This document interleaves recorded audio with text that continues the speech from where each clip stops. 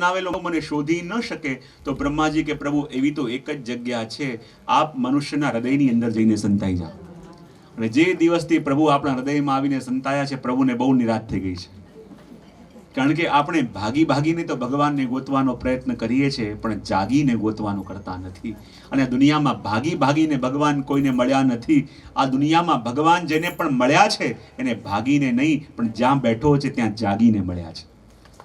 જ્યારે જીવ જાગે તો સાચા અર્થમાં એને પ્રભુના દર્શન થાય, પ્રભુનું નૈકટ્ય પ્રાપ્ત થાય, પ્રભુના સાનિધ્યનો અનુભવ કરે.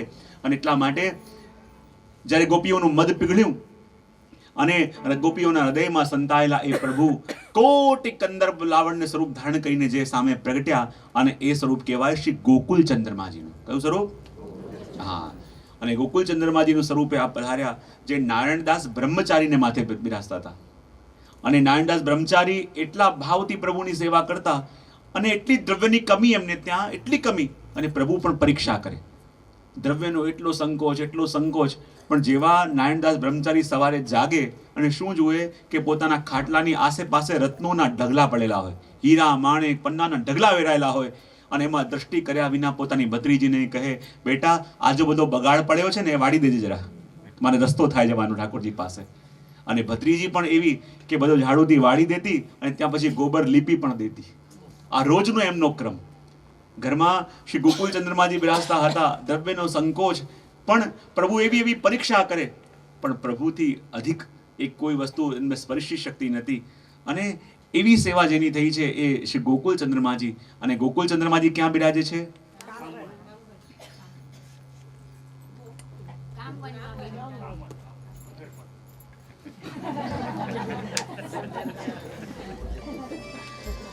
ગોકુલ ચંદ્રમાજી ક્યાં બિરાજે છે?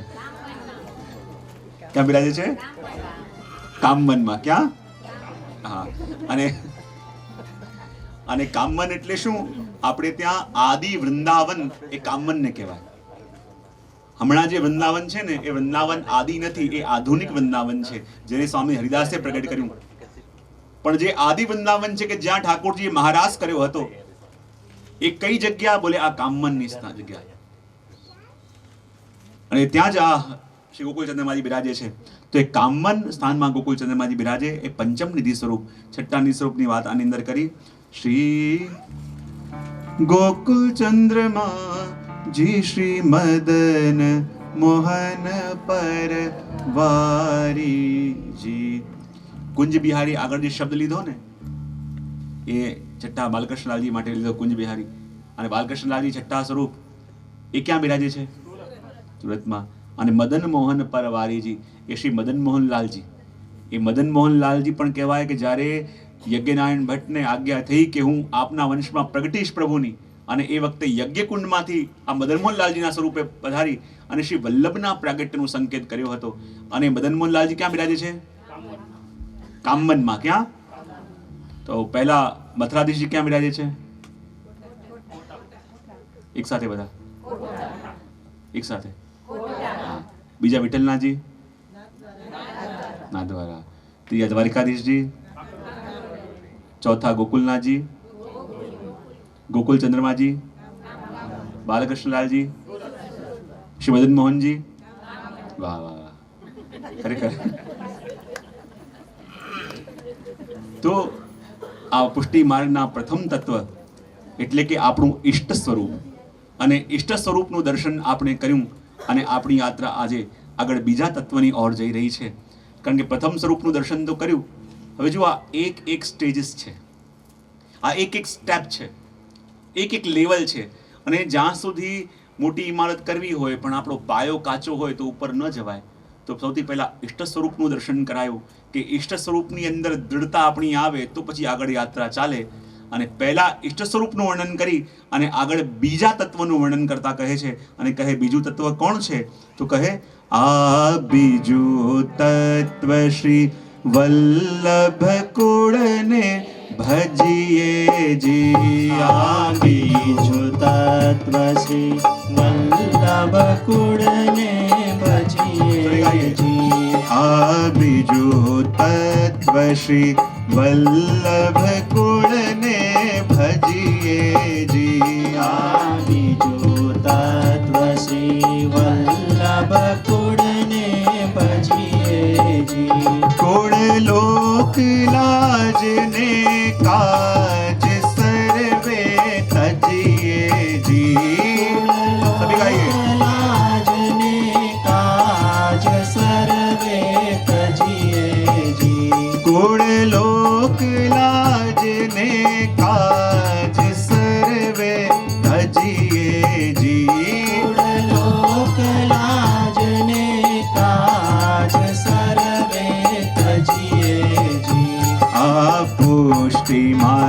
માર્ગના પાંચ તત્વ નિત્ય ગાય જી આપો પુષ્ટિ માર્ગના પાંચ તત્વ નિત્ય ગાય જી.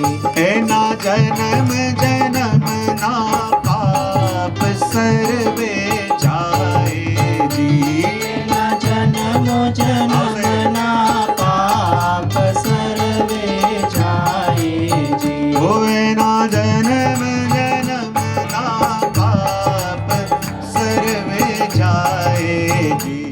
એના જન્મો જન્મના પાપ સર્વે જાય જી. આ બીજું તત્વ શ્રી વલ્લભ ગુણ ને ભજીએ જી. આ બીજું તત્વ શ્રી વલ્લભ કુળને ભજીએ જી.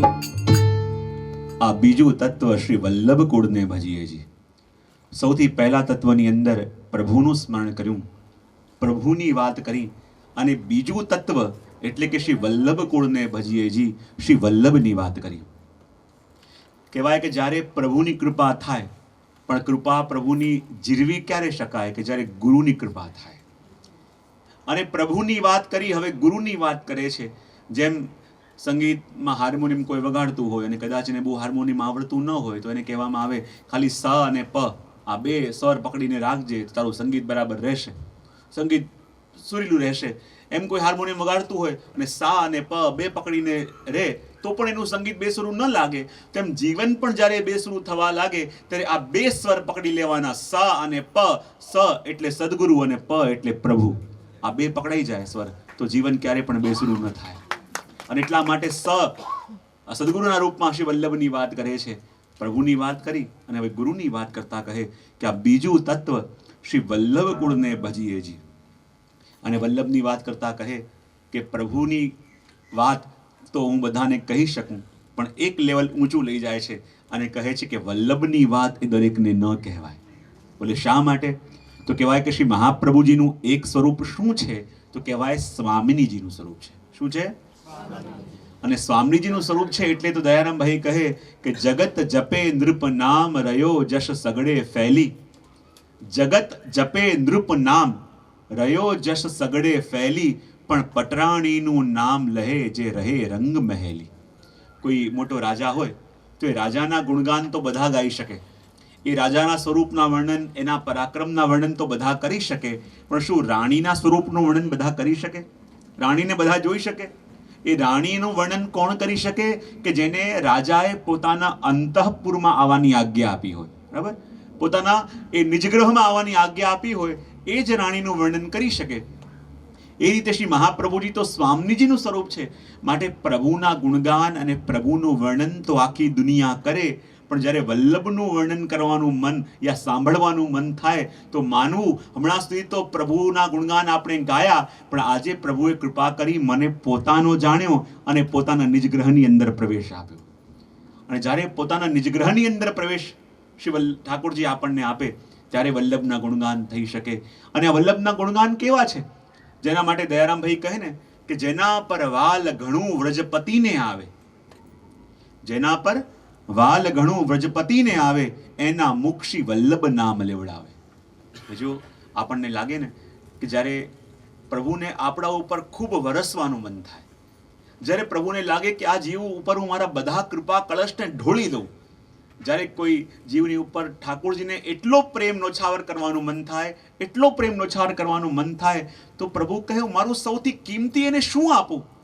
આ જીવ મારો એટલો વાલો છે કે મારું સર્વસ્વ એને આપી દઉં. અને જ્યારે કોઈ જીવની ઉપર પોતાનું કૃપા કળશ ઢોળવાનું મન થાય ત્યારે માનવું કે હવે શ્રી વલ્લભનું નામ એના મુખમાં આવે. અને વલ્લભનું નામ આપણા મુખમાં આવે તો ક્યારે પણ પ્રભુને કહેવું નહીં કે પ્રભુ આપ કૃપા ક્યારે કરશો. પ્રભુ કહેશે કે વલ્લભનું નામ તારા મુખમાં આવ્યું અને એમ કહે છે કૃપા ક્યારે કરીશ? અરે કૃપા મારી તારા પર થઈ ગઈ છે, માટે વલ્લભનું નામ મુખમાં આવ્યું છે. મેં મારા કૃપાના કળશ તારી ઉપર ઢોળી દીધા છે, ત્યારે શ્રી મહાપ્રભુજીનું નામ તમારા મુખની અંદર આવ્યું છે. અને એટલા માટે શ્રી વલ્લભની વાત કરી અને કહેવા વલ્લભના સ્વરૂપોનું દર્શન કરાવતા પણ કહે છે ને 3 સ્વરૂપ શ્રી મહાપ્રભુજી બિરાજે છે. રૂપમ તત્રિતયાત્મકમ પરમભિધેયમ સદા વલ્લભમ. એ ત્રણ સ્વરૂપ શ્રી મહાપ્રભુજીના કયા છે? એક તો સાક્ષાત પ્રભુના મુખારવિંદનું સ્વરૂપ, એક આચાર્ય સ્વરૂપ, અને બીજું સ્વામિનીજીનું સ્વરૂપ. ત્રીજું કયું? સ્વામીજીના સ્વરૂપની હમણાં વાત કરી ને આપણે. અને સ્વામીજીનું સ્વરૂપ છે આપણું, એટલા માટે શ્રી મહાપ્રભુજીએ પ્રાગટ્ય પણ ક્યાં લીધું? હોપ એ તો યાદ હોય. ક્યાં લીધું? સુંદર. ચંપારણ્યમાં મહાપ્રભુજીએ પ્રાગટ્ય લીધું. અને ચંપારણ્ય કોને કહેવાય? ચંપા એટલે ચંપાનું પુષ્પ, અને અરણ્ય એટલે વન. જે જગ્યાએ ચંપાના વન છે એ સ્થાનને કહેવાય ચંપા. અને એ સ્વામિની સ્વરૂપને પ્રગટ કરવા માટે આપે પ્રાગટ્ય ચંપારણ્યમાં લીધું. તો કહે ચંપારણ્યમાં પ્રાગટ્ય લેવાથી એમ થોડી થાય કે આપ સ્વામીજીનું રૂપ છે. ચંપાનું અને સ્વામીજીનું કનેક્શન શું છે? તો જો આ ચંપાનો વર્ણ છે ને પિત્ત વર્ણ, તો કહેવાય આ ચંપાનું પુષ્પ કોનું સ્વરૂપ છે? સ્વામિનીજીનું. અને એટલા માટે ચંપાના પુષ્પ માટે કહેવત છે ને, કોઈ કવિએ ચંપાના પુષ્પને પૂછ્યું કે ચંપા તુજ મેં તીન ગુણ, ચંપા તુજ મેં તીન ગુણ, રૂપ રંગ અરુબાસ, એક અવગુણ ऐसो तुझ में भ्रमर नावे पास. હે ચંપાના પુષ્પ, તારી અંદર આ ત્રણ ગુણો છે, આવો સુંદર રંગ છે, આવો સુંદર રૂપ છે, આવો સુંદર સુગંધ છે, પણ પુષ્પની સાર્થકતા તો ત્યારે છે કે જ્યારે એની ઉપર ભ્રમર આવે.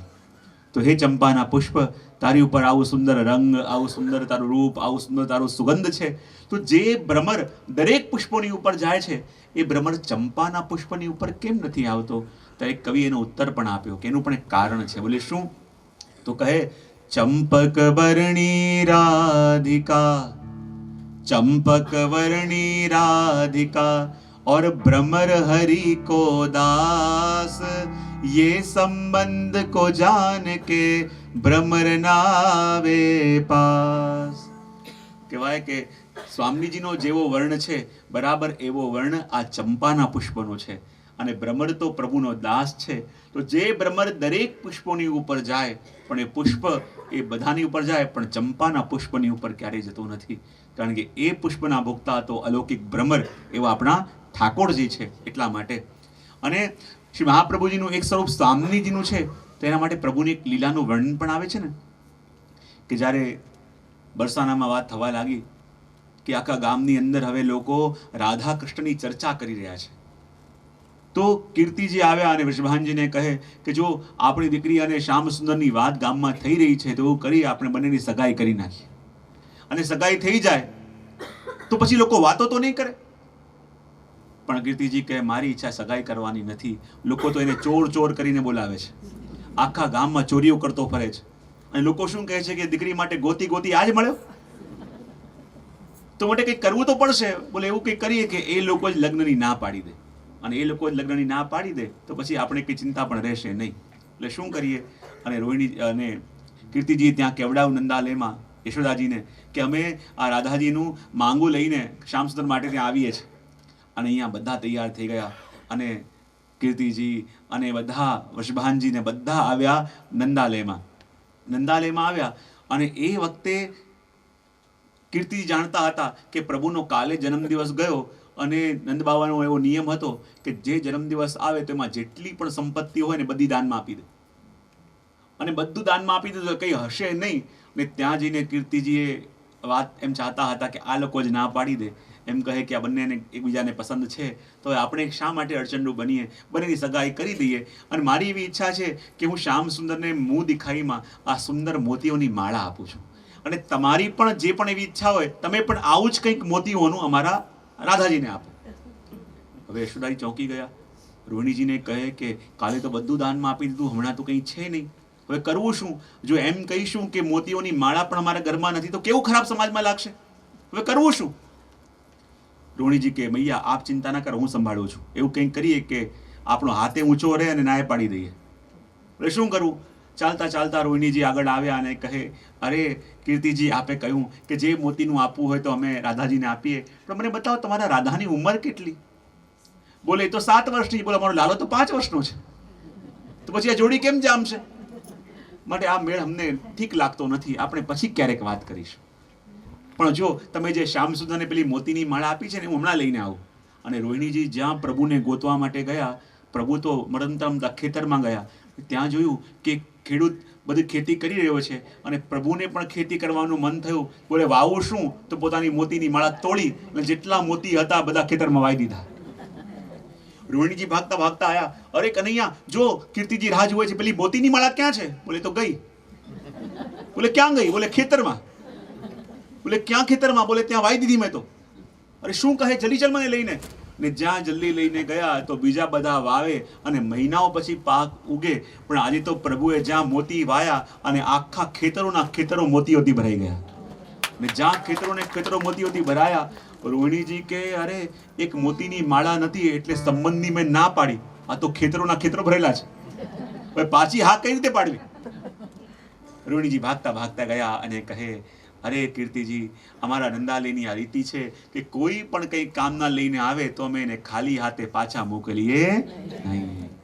માટે જો તમતી ઈચ્છા છે, ભલે કજોડું છે, ભલે આ મોટી છે, પણ અમે આ લગ્ન આ સગાઈ નિશ્ચિત રાખીએ છીએ અને તમે મોતીની માળાના બદલામાં કંઈક માંગ્યું હતું તેવું કરો, તમે બરસાનાજીને થોડા ગાળા મોકલજો તો ગાળા ભરી ભરીને મોતીઓ મોકલીશું. અને કહેવાય જ્યારે બરસાના જઈને ગાળા મોકલ્યા તો એટલા બધા ગાળાઓ મોતી ભરી ભરીને બરસાના મોકલ્યા. હવે વૃષભાનજી વિચાર કરે કે આટલી બધી આ મોતી આવ્યા, આ તો દીકરીના છે, દીકરીનું દ્રવ્ય હું ઉપયોગમાં કેવી રીતે લઉં?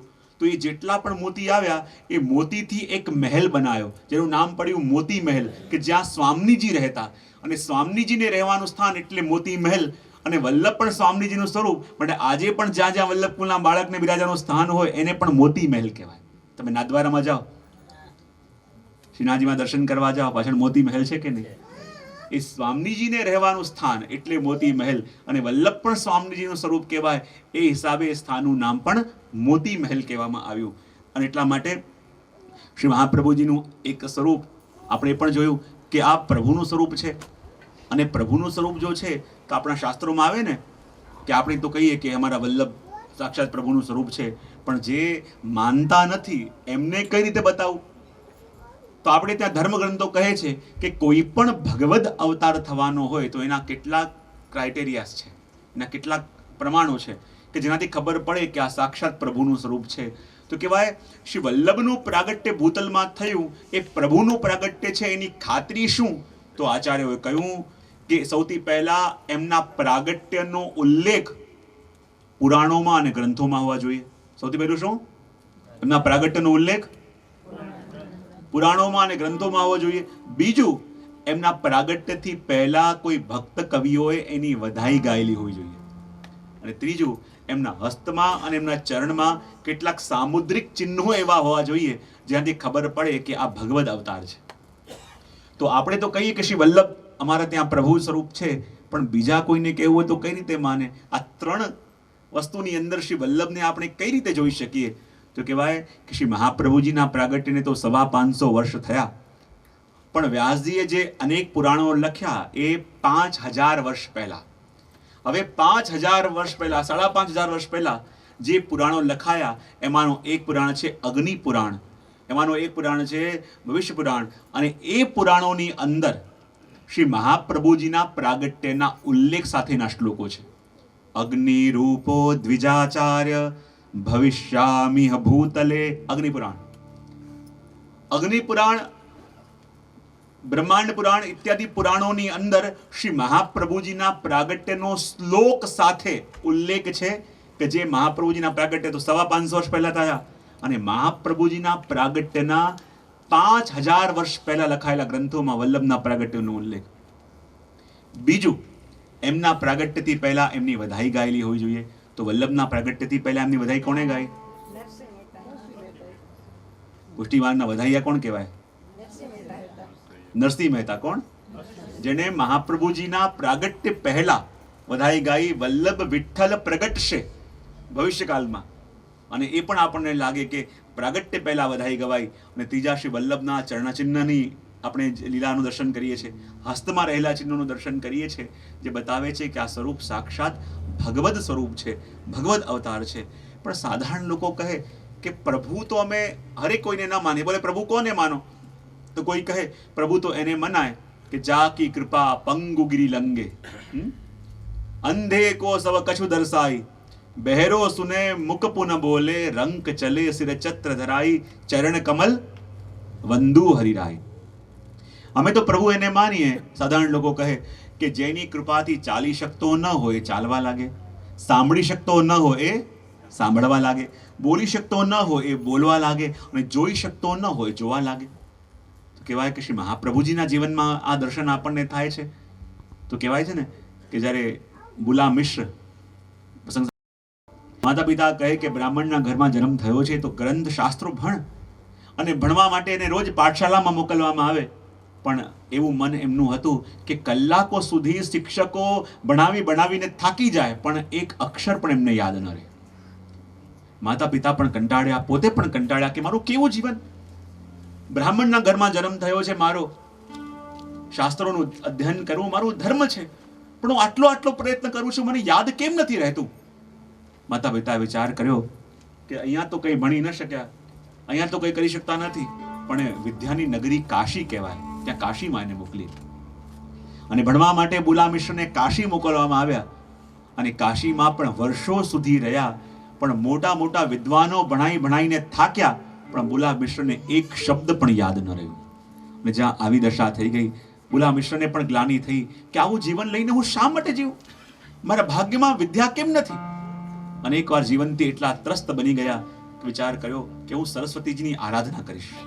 અને ગંગાજીના તટ પર બેસીને જ્યાં સરસ્વતીજીનું આરાધન કર્યું, સરસ્વતીજી સ્વયં પ્રગટ થયા. અને બુલા મિશ્રે વિનંતી કરી, કૃપા કરો કે બ્રાહ્મણના ઘરમાં મારો જન્મ થયો છે, આ ધર્મશાસ્ત્રો ભણવા મારો કર્તવ્ય છે, પણ આટલા વર્ષો પ્રયત્ન કરીને થાક્યો, મને કંઈ યાદ રહેતું નથી, કંઈક યાદ રહે એવું કૃપા કરો. અને ત્યારે સરસ્વતીજીએ કહ્યું, બુલા મિશ્ર, આ જન્મ તો શું, આવનાર 7 જન્મ સુધી તારે કોઈ વિદ્યાનો યોગ જ નથી. મેં જ્યાં આવું જીવન જીવ્યું, બુલા મિશ્રને લાગ્યું કે આવું જીવન જીવીને હું શું કરું, એના કરતા ગંગાજીમાં કૂદી અને મરી જાઉં. અને એમ વિચાર કરી જ્યાં આત્મહત્યા કરવા માટે ગંગાજીમાં જતા હતા, ત્યાં જ કોઈ સમાચાર આપ્યા કે સામે શ્રી મહાપ્રભુજી પધાર્યા છે. અને જ્યાં મહાપ્રભુજીના દર્શન કરવા માટે બુલા મિશ્ર ગયા, શ્રી વલ્લભના સ્વરૂપમાં પ્રભુના દર્શન થયા. અને ચરણોમાં પડીને વિનંતી કરવા લાગ્યા કે કૃપાનાથ, કૃપા કરી મારે આ સંશયને દૂર કરો. અને ત્યારે મહાપ્રભુજી એને કંઈ ન કહ્યું, ખાલી કૃષ્ણાશ્રય ગ્રંથ કરી કહ્યું, આનો પાઠ કરો. અને જ્યાં કૃષ્ણાશ્રય ગ્રંથનો પાઠ બુલા મિશ્રએ કર્યો, અને જેને સરસ્વતીજીએ કીધું હતું કે 7 જન્મો સુધી તારો વિદ્યાનો યોગ નથી, અને ખાલી કૃષ્ણાશ્રયનો અધ્યયન શ્રી મહાપ્રભુજીએ કરાયું. અને આ ગ્રંથ ભણતા માત્રથી 18 પુરાણ 4 વેદ એને કંઠસ્થ થઈ ગયા. અને 4 વેદ 18 પુરાણ બુલા મિશ્રને કંઠસ્થ થઈ ગયા. આશ્ચર્ય થયું. ફરી એમણે સરસ્વતીજીની આરાધના કરી, સરસ્વતીજી પ્રગટ થયા. બુલા મિશ્રે કહ્યું, આપે તો કીધું હતું કે મારા ભાગ્યમાં 7 જન્મ સુધી વિદ્યાનો યોગ નથી, પણ ખાલી કૃષ્ણાશ્રયનો પાઠ કરવાથી આ જ્ઞાન મને કેમ કરીને આવી ગયું. આપે તો કીધું હતું કે મારા ભાગ્યમાં વિદ્યા નથી. ત્યારે સરસ્વતીજીએ કહ્યું, જો હું તો વાણી છું, મારી ઈચ્છાથી જવું કે ન જવું, પણ વલ્લભ તો વાકપતિ છે, આ વાણીના પતિ છે, અને વલ્લભ જ્યાં મોકલે ત્યાં તો મારે જવું જ પડે. અને જેના ભાગ્યમાં 7 જન્મ સુધી વિદ્યા નથી, પણ શ્રી વલ્લભની કૃપાથી એ પણ આ બધા શાસ્ત્રોને જાણતા, ભણતા અને વાંચતા થઈ ગયા. અને શ્રી વલ્લભની કૃપા પણ કેવી, આપણે ત્યાં શાસ્ત્રો કહે ને કે ઠાકોરજીએ જ્યારે પ્રાગટ્ય લીધું અને પ્રભુએ પ્રગટીને જે લીલાઓ કરી, એ બધી લીલાઓ શ્રી મહાપ્રભુજીએ પણ કરી. આપણને લાગે કે રીતે, બોલે પ્રભુએ સૌથી પહેલા શું લીલા કરી બ્રજમાં, કોને મારી, બોલો તો ખરા, બહુ સરસ. તો કહેવાય ભગવાને જેમ સૌથી પહેલા પૂતના વધ કર્યો, એમ મહાપ્રભુજીએ પણ પૂતના વધ કર્યો. આપણને લાગે મહાપ્રભુજીએ પૂતના વધ કેવી રીતે કર્યો, બોલે પૂત એટલે પવિત્ર, અને પૂતના એટલે જે પવિત્ર નતા એનો ઉદ્ધાર. અને પવિત્ર કોણ નતા, કે જે પ્રભુથી દૂર હતા, અને બધા જીવોને પ્રભુથી જોડી બ્રહ્મ સંબંધ આપી એમને શુદ્ધ કર્યા, અને માનવ પૂતનાનો ઉદ્ધાર કર્યો. ભગવાને બીજી લીલા કરી, શકટ ભંજન લીલા. કઈ? લાકડાનો જે શકટ હતું એને તોડ્યું. અને મહાપ્રભુજીએ પણ જે ભગવત પ્રીતિથી દૂર હતા, એ બધા જીવો લાકડા જેવા શુષ્ક હતા, એમની અંદર પણ ભક્તિની રસાળતા પધરાવી એમને પણ ઉદ્ધાર કર્યો. જે લીલા પ્રભુએ કરી, એ બધી લીલા શ્રી મહાપ્રભુજીએ કરી. પણ એમાંની કેટલીક લીલાઓ ઠાકોરજીએ પોતાના જીવનમાં કરવાની હતી એ બાકી રહી ગઈ, અધૂરી રહી ગઈ. કેટલીક લીલા જે પ્રભુની કરવાની બાકી રહી ગઈ અને મહાપ્રભુજીએ પ્રાગટ્ય લઈ એ પ્રભુની અધૂરી લીલાઓને પૂર્ણ કરી. એક બે લીલા જોઈએ આપણે તો કહેવાય, જ્યારે પૃથ્વીએ ગાયનું રૂપ લઈ પ્રભુને વિનંતી કરી કે હે પ્રભુ, આપ મારા ઉપર પધારો અને આપના ચરણોથી મારા તાપને હરો, તો પ્રભુએ એની ઈચ્છા પૂરી કરવા માટે પ્રાગટ્ય લીધું અને ખુલ્લા ચરણારવિંદથી આખા વજની અંદર પરિભ્રમણ કર્યું. વાત સાચી કે ખોટી? બહુ સરસ. ખુલ્લા ચરણારવિંદથી આખા વજમાં ફર્યા. હવે જ્યાં સુધી વજમાં રહ્યા, કોઈ પાદુકા ધારણ ન કરી, અને જ્યારે આપ લીલામાં પધાર્યા, પૃથ્વી પાછી આવી અને કહે, કૃપાનાથ, મારી તો ઈચ્છા હતી કે મારા આખા શ્રીઅંગની ઉપર આપના ચરણ પધારે, પણ આપે તો ખાલી વ્રજ જેટલા ભાગની અંદર ચરણ પધરાયા, તો મારા બાકીના અંગોનું શું? એ કાર્ય પ્રભુનું બાકી રહી ગયું અને બાકી રહેલું કાર્ય કરવા માટે શ્રી મહાપ્રભુજી પધાર્યા અને ખુલ્લા ચરણારવિંદથી 3 વાર પૃથ્વીનું પરિભ્રમણ કરી અને પૃથ્વીના મનોરથને શ્રી વલ્લભે પૂર્ણ કર્યો. જે ઈચ્છા પ્રભુની બાકી રહી ગઈ હતી એ ઈચ્છાને મહાપ્રભુજીએ પૂર્ણ કરી. અને જો આ પૃથ્વીની પરિક્રમા શ્રી મહાપ્રભુજીએ કરી, તો પૃથ્વી એટલે શું? આખી દુનિયા નહીં, પણ જે ભૂમિને પૃથુ રાજાએ ખેડી હતી, એ ભારતની ભૂમિ, એને કહેવાય પૃથ્વી. બરાબર? હવે જો આજથી 550 વર્ષ પહેલા મહાપ્રભુજી પૃથ્વી પરિક્રમા કરી, આખા ભારતની પરિક્રમા કરી. વાત સાચી કે ખોટી? બહુ સરસ. અને જ્યાં જ્યાં ભાગવતજીનું પારાયણ કર્યું એ સ્થાનને શું કહેવાય? શું કહેવાય? બહુ સરસ. તો જુઓ, આખા ભારતની પરિક્રમા 500 વર્ષ પહેલા શ્રી મહાપ્રભુજીએ કરી, તો 500 વર્ષ પહેલાના ભારતનો નકશો જુઓ તો એ નકશામાં પાકિસ્તાન પણ હતું, અફઘાનિસ્તાન પણ હતું, અહીંયા બર્મા પણ હતું, આ નેપાલ પણ હતું, એ બધું ભારતની અંદર હતું. પણ એકે બેઠકી ત્યાં દેખાય છે? એ તો બધું ભારતમાં હતું. અને આખા ભારતની પરિક્રમા શ્રી મહાપ્રભુજીએ કરી, તો પછી ત્યાં કેમ ન પધાર્યા? તો કહેવાય કે શ્રી મહાપ્રભુજી ત્યાં કેમ ન પધાર્યા? તો એક અર્થ એ પણ થાય કે જે ભૂમિ આપણી પાસે કાયમ માટે રહેવાની હતી, કે શ્રી વલ્લભ એ જ ભૂમિમાં પધાર્યા, અને જે ભૂમિ રહેવાની હતી ત્યાં પધાર્યા નથી. અને યા પછી એમ કહી શકાય કે જે ભૂમિમાં શ્રી વલ્લભના ચરણ પધાર્યા એ ભૂમિ આપણી પાસે રહી, અને જ્યાં વલ્લભના ચરણ ન પધાર્યા એ બધી ભૂમિ ગઈ. બીજું કાર્ય પ્રભુનું મનોરથ બાકી હતો. શું હતો? એકવાર પ્રભુએ યશોદા મૈયાને બોલાવ્યા અને કહે, મૈયા, મારે આપને કંઈ કહેવું છે. મૈયા કે, પૂછ, શું કહેવું છે? બોલે, કહેવું તો છે, પણ શું કરું, મને શરમ આવે છે. મૈયા કે, મારી શેની શરમ? બતાતા શું કહેવું છે? બોલે, કહેવું તો છે, પણ શું કરું મૈયા, મને બહુ શરમ આવે છે.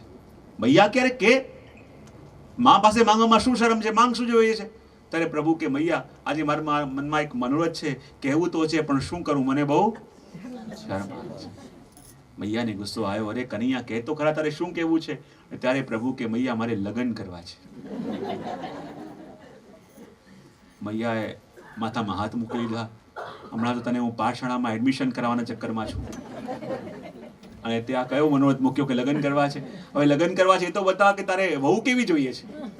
અને નાનકડા 5 વર્ષના પ્રભુ કહે, મૈયા, મારે તો એવી કન્યા સાથે લગ્ન કરવા છે કે જે મને પોતાના ખોળામાં બેસાડી મારા વસ્ત્ર શૃંગાર કરે, મને પોતાના હાથે જમાડે, અને જ્યારે બહાર જાય તો મને તેડીને જાય. મૈયાને ચક્કર આવી ગયા, આવી બહુ ગોતવી ક્યાં કે પોતાના હાથે શૃંગાર કરે, પોતાના હાથે વસ્ત્ર પહેનાવે, અને એવી ખોળામાં પધરાઈ અને પછી વસ્ત્ર શૃંગાર કરે, અને બહાર જાય તો તેડીને જાય. મૈયા તો આખા સારસ્વત કલ્પમાં ગોતતા રહ્યા, પણ એવી બહુ મળી નહીં. અને પ્રભુનો એ મનોરથ અધૂરો રહી ગયો. અને જ્યાં કલિકાલમાં શ્રી વલ્લભ પ્રગટ્યા, તો વલ્લભ જાણે છે કે મારા પ્રભુનો એક મનોરથ બાકી છે, કે પ્રભુને એવી વહુ જોઈએ હતી, એવી પત્ની જોઈએ કે જે ખોળામાં પધરાવી પ્રભુના શૃંગાર હાથે કરે, પ્રભુને હાથે વસ્ત્ર ધરાવે, હાથે ભોજન કરાવે, અને જ્યારે બહાર જાય તો તેડીને જાય. અને વલ્લભ કહે કે પ્રભુનો આ મનોરથ પૂરો કેવી રીતે કરું? તો કહેવાય, આ મનોરથ પ્રભુનો પૂરો કરવા માટે શ્રી મહાપ્રભુજીએ જીવોને બ્રહ્મ સંબંધ આપ્યા. અને હરિરાયજી કહે કે આ બ્રહ્મ સંબંધ શું છે? આ બ્રહ્મ સંબંધ બીજું કાંઈ નહીં, આ પ્રભુ સાથેના અલૌકિક લગ્ન છે. જે પ્રભુનો મનોરથ બાકી હતો, તો વલ્લભે જીવોનો બ્રહ્મ સંબંધ આપી આ બધા જીવોને પ્રભુની વહુ બનાવી દીધી. અને જે મનોરથ પ્રભુનો બાકી હતો કે જ્યારે એ વૈષ્ણવ ઠાકોરજીના શૃંગાર કરે, તો એ જ રીતે ખોળામાં પધરાવી અને પછી શૃંગાર કરે, પોતાના હાથે અરોગાવે, અને જ્યારે બહાર જાય તો એ ઠાકોરજીને ઝાંપીજીમાં પધરાવી અને તેડીને પછી બહાર જાય. તો જે મનોરથ પ્રભુનો સારસ્વત કલ્પની અંદર બાકી હતો, એ મનોરથ આ કલિકાલની અંદર શ્રી મહાપ્રભુજીએ પ્રાગટ્ય લઈ અને પ્રભુનો પૂર્ણ કર્યો. અને એટલા માટે તો શ્રી વલ્લભની અહીંયા વાત, શ્રી મહાપ્રભુજીની વાત અહીંયા હરિરાયજી કહે છે કે શ્રી વલ્લભ પણ કેવા છે, તો કહે કે શ્રી વલ્લભ અને શ્રીનાથજીને પ્રેમ પણ વલ્લભ માટે કેટલો, કે જ્યારે મહાપ્રભુજીનો અને શ્રીનાથજીનો જે પ્રથમ મિલન થયું ને, ગિરિરાજની ઉપર બંને મળ્યા, અને ત્યારે મહાપ્રભુજી વિચાર કર્યો કે હું શ્રીનાથજીને હું ભેટમાં શું આપું, તો એ વખતે શ્રી વલ્લભની પાસે એક કંઠ